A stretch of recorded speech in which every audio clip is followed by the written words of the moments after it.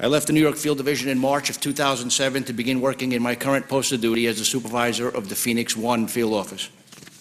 Within weeks, I was surprised at what I'd observed.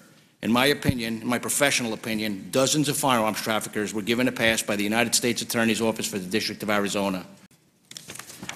Due to the recalcitrance of the United States Attorney's Office, cases such as these were presented for prosecution to the Arizona Attorney General's Office, where the state laws carried significantly lesser penalties than they did under the federal statutes. And I believe that it's this situation where in the U.S. Attorney's Office for the District of Arizona, in Phoenix particularly, declined most of our firearms cases, was at least one factor which led to the debacle that's now known as Operation Fast and Furious. This operation, which in my opinion endangered the American public, was orchestrated in conjunction with Assistant U.S. Attorney Emery Hurley, the same Assistant U.S. Attorney who prevented us from using some of the common and accepted law enforcement techniques utilized elsewhere in the United States.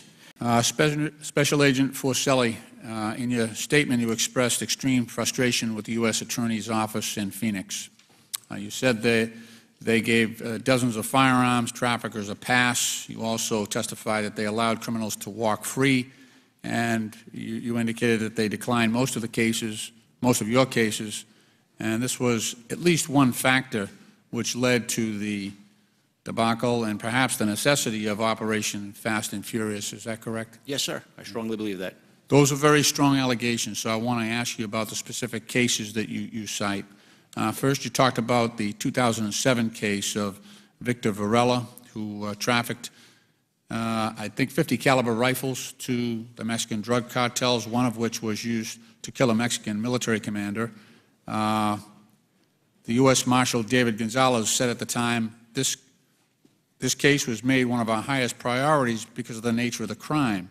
But you say that the Assistant U.S. Attorney in Phoenix wouldn't prosecute.